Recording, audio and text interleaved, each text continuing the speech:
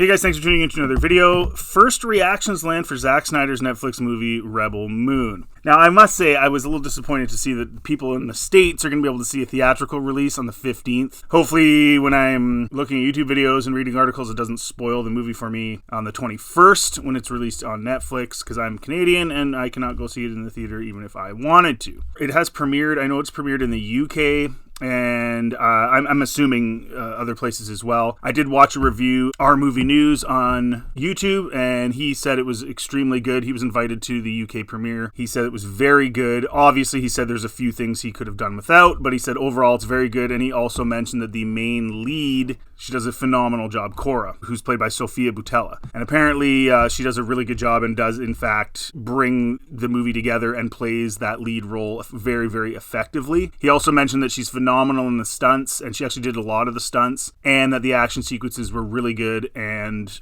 it does feel, you know, as he put it, it does feel good. It doesn't feel ridiculous or silly. You know, she's very competent in that. So we'll see what happens, you know. So anyway, I just want to read some of these quotes from some of these people that have seen this film. Okay, hashtag Rebel Moon is quite simply epic, Games Radar's Molly Edwards wrote. Massive scale, beautiful visuals, awesome action, and some really fascinating mythology. There's lots of exciting setup for what's to come, but it's still very satisfying as its own movie. Jimmy has also stolen my heart. And then I guess Jimmy is the robot that's lived through a whole lot of stuff, and I believe he's voiced by Anthony Hopkins, which is interesting. There are some good actors in this. Why Now's Maria Latilla came away with mixed feelings. Oh, are we allowed to talk about Rebel Moon now? Visually very handsome and flows well, but suffers from Part 1 syndrome. I would be lying if I said I wasn't keen on the Scargiver now, though. In other words, it's good enough to make you want to see the second one. Okay. Comic book movies, Mark Cassidy explained, I wish I could say that I loved or even liked Rebel Moon, but after a promising first act, it launches itself off of a cliff. Zack Snyder is more concerned with cool action scenes than establishing and ensuring we're invested in his characters, which is the opposite of what Our Movie News said. He said actually that the other characters, although he wants to know more about them, they do a really good job of making you like all the different characters and learn about all the different characters. Maybe not enough for Mark here, but film critic Linda Merrick took issue with some of the performances. Rebel Moon, a film in which characters start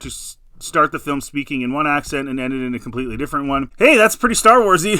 Carrie Fisher even talks about how she regrets the hard English accent and all that stuff and wished she could have reshot some of that stuff. I have placed information vital to the survival of the rebellion into the memory systems of this R2 unit. My father will know how to retrieve it. The more you tighten your grip, Tarkin, the more star systems will slip through your fingers. And then, of course, by the end of this trilogy, she's just a completely American-sounding woman. Those kind of mistakes shouldn't be happening. Earlier this year, Snyder revealed that his pitch for Rebel Moon started as a Star Wars movie in the early 2010s before he realized it was better as an original mythology. There was a window where, you know, who knows what's possible. He recalled, I was like, I don't want any of your characters. I don't want to do anything with any known characters. I just want to do my own thing on the side. And originally I was like, it should be rated R, and that was almost a non-starter. Now, having said that, obviously you can't have it rated R if it's a Star Wars movie. That just doesn't fit.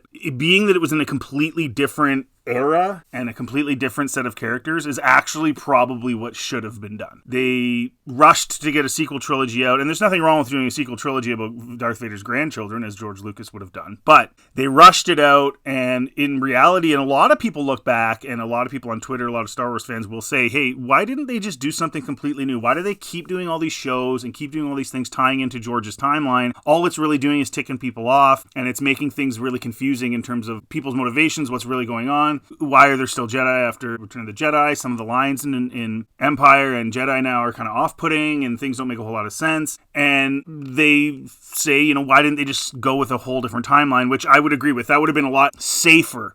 And once you get through the safety net and you make a bunch of movies that are safer and they're not contradicting existing storylines in the original trilogy especially, then you go ahead and you take the risk of doing a sequel trilogy. Again, their whole strategy, I've talked about it ad nauseum on this channel, their whole business strategy was really, really stupid. Again, I'm disappointed that this movie is going to come out on the 15th in the States. I do think, just reading, and I read other reviews too, I'm not going to take you guys through like 15 articles, but the consensus seems to be that it's at the very least okay. It's not bad. It has its issues, but it's not bad. That's a good sign to me, even though I don't take too much stock in these reviews. The very fact that it's mostly positive with some, you know, some people saying it's not that great, that's a good sign in the sense that, you know, it should be okay.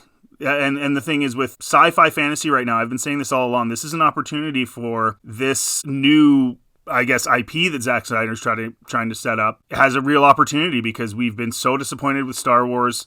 Most of the crap that we're getting in sci-fi is just that. It's crap. Fantasy's been crap. You know, you think of Willow, you think of all these movies. We're really going down into the doldrums and scraping the bottom of the barrel right now. And so this film, if it's good, if it's popular for the general population, it's an opportunity for Zack Snyder and for Netflix and everybody involved to really make hay. And that's a big thing. And I want it to be good, partly because I just want a really good sci-fi fantasy, but I also want it to be good because there's nothing pushing Lucasfilm right now. There's no competition for them. There's nothing really pushing them. Whenever they release a show, it's going up against shows that are completely different. There's, Ahsoka's coming out when Wednesday Addams is out and all these other shows. Like there's no competition in the sci-fi genre right now. Star Trek has had many failings, as we all know. So this is cool. If this is good, this will hopefully put some pressure on them to do a better job, because now there might be another option for people to get excited about, rather than just being sort of stuck hoping that Star Wars improves, and it just never does. Let me know if you're excited, if you care about this, or if you do think that ultimately it's a good thing and hopefully it'll